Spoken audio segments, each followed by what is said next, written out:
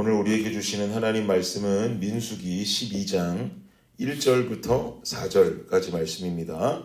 우리 함께 한 목소리로 합독하겠습니다. 시작.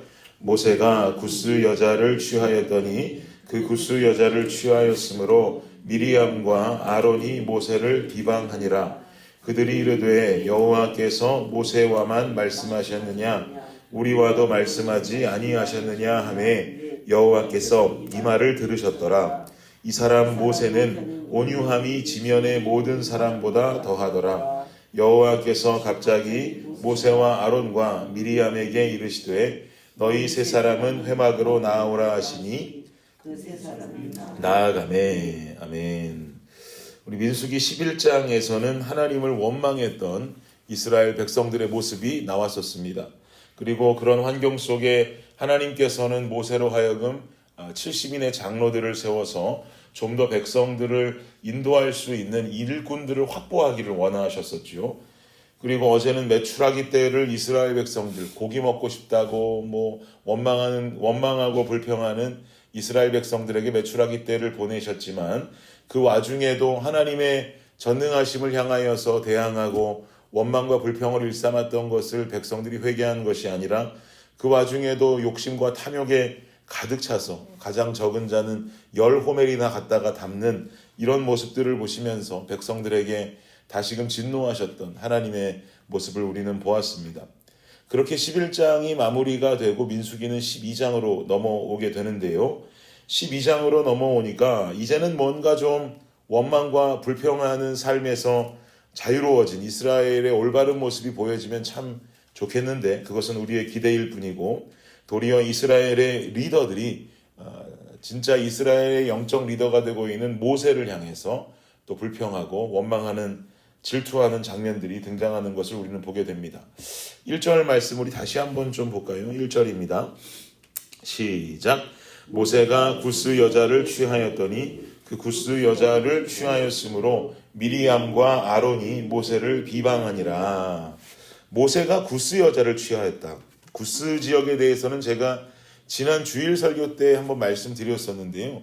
페르시아 제국의 영토가 인도에서 구스까지 127개의 지방을 당시에 페르시아 제국의 왕이 다스렸다라고 말씀을 드렸었죠. 이때 제가 구스라고 하는 지역은 이집트 남단과 수단의 북단 부근 지역을 말하는 것이라고 했습니다. 쉽게 말해서 에티오피아 지역으로 우리는 좀 보면은 가장 편하게 생각할 수 있겠는데요. 즉 지금 모세가 취한 여인은 이런 에티오피아 여인이다라고 지금 성경이 기록하는 것 같단 말이죠. 이런 여인을 아내로 취하였는데 이러한 사실을 가지고 미리암과 아론이 모세를 비방한다. 그러면 우리는 이런 생각을 할 수 있습니다. 이거는 비방당할 만한 일 아닌가? 비방해도 될 만한 일 아닌가? 어떻게 이스라엘의 리더가 에티오피아 여인을 아내로 맞이할 수가 있는가? 그런데 이 사실에 대한 학자들의 해석은 이 구스라고 하는 지명이 그야말로 에티오피아 지역, 이집트와 수단 부근의 그 지역을 뜻하기도 하지만 이 구스라고 하는 지역이 미디안 근처에도 있었다라고 주장합니다. 미디안 근처에도 구스 지역이 있었고 이것을 지역의 지명으로 사용했거나 아니면 그 근처에 사는 부족의 이름으로도 구스라는 이름을 사용했다라고 하는 주장을 합니다. 만일 이 구스 여인이라는 말이 미디안 근처에 있는 지명이나 부족을 가리키는 것이라면 이 여인은 모세의 다른 아내를 말하는 것이 아니고 미디안 여인인 모세의 아내 십보라를 말하는 것이다 라고 학자들은 의견으로 주장합니다. 저도 이 의견에 동의하는데요. 그러면 왜 십보라가 모세의 아내인 것을 갑자기 난데없이 미리암과 아론은 불평하고 있는 것인가? 이러한 사실 정황, 우리 이전의 백그라운드를 가지고 우리는 유추해 볼 수가 있습니다. 미리암과 아론이 불평하는 근본적인 이유는 현재 모세의 아내가 누구이기 때문에라고 불평하는 건 표면적인 이유라는 거죠. 이들이 가지고 있는 질투의 원인은 따로 있다는 것입니다. 그 주된 이유는 어디 나오느냐? 2절의 내용으로 봐야 될 텐데요.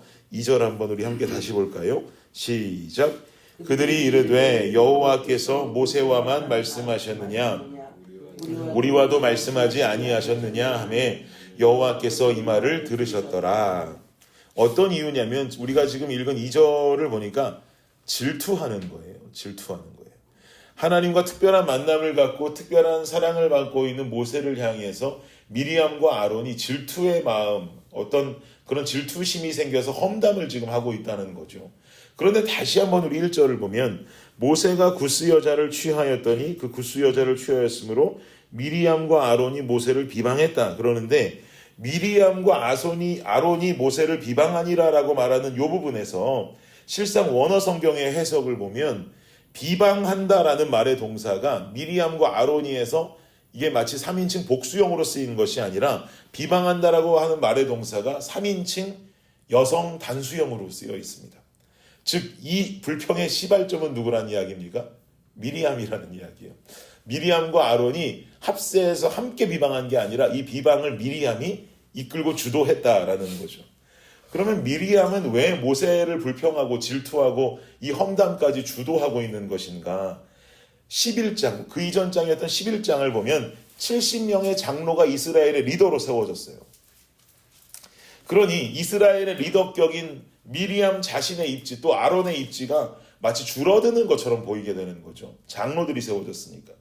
이렇게 입지가 줄어든 상황 속에서 미리암은 모세를 향해서 자신이 이스라엘의 리더로 인정받고 싶은데 인정받지 못하고 새로운 리더들이 세워지니까 질투하는 마음을 가지고 불평을 일삼기 시작한다라고 우리는 볼 수 있습니다. 여러분 교회 안에도 이런 사람들이 있습니까? 없습니까? 있어요. 오늘날 교회에 이런 사람이 있고 없는 교회는 없습니다.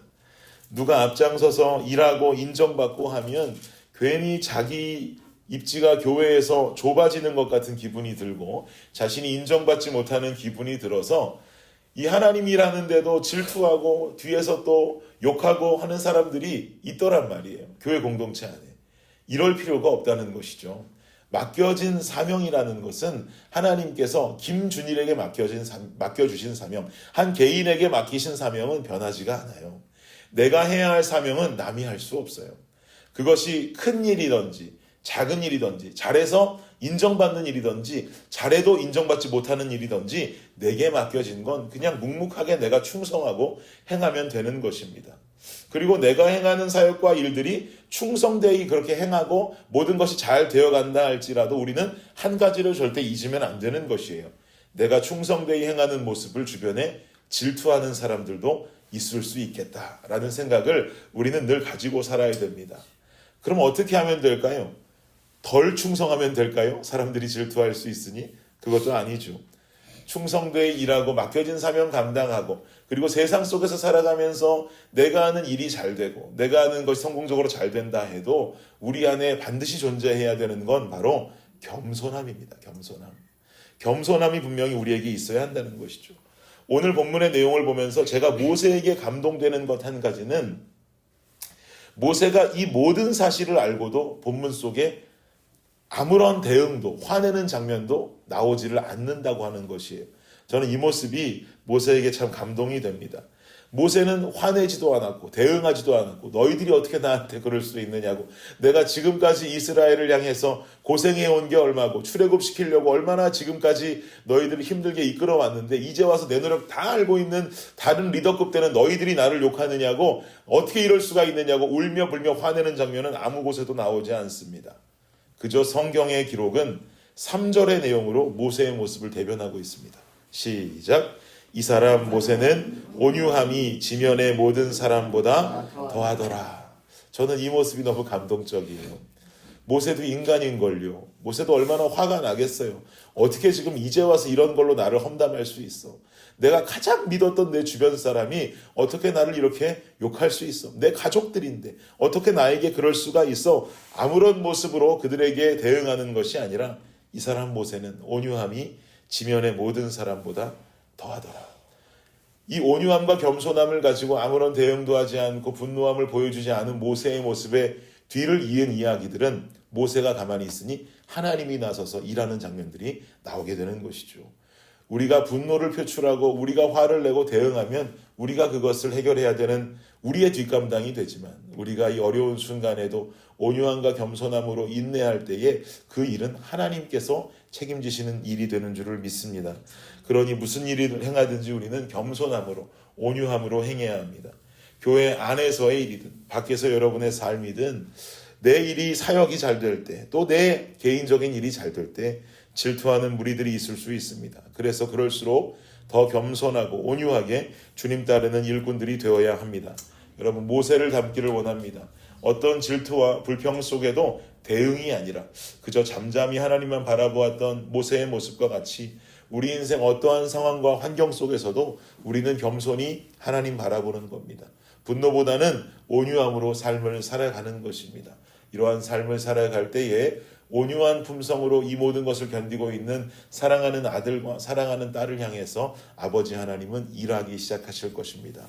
전능하신 하나님 아버지의 일하심을 기대하시면서 오늘 하루도 맡겨진 사명과 맡겨진 일들을 충실하고 겸손하게 행할 수 있는 저와 여러분의 삶이 되시기를 예수님의 이름으로 축복합니다. 기도하겠습니다.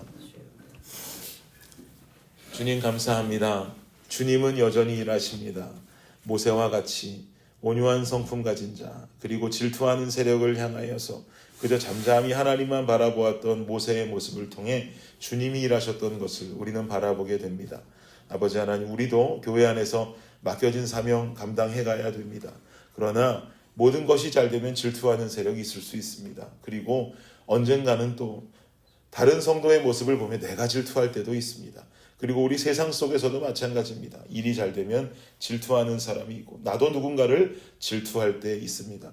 질투하려고 하는 그 마음, 악한 영이 주는 생각이니 모두 다 주님 앞에 내려놓게 하여 주시고 질투받는다 한다 할지라도 겸손한 마음으로 온유한 마음으로 주의 일을 또 세상에서 맡겨진 일을 잘 충성되이 감당할 수 있는 우리의 성품과 우리의 신앙이 되게 하여 주시옵소서.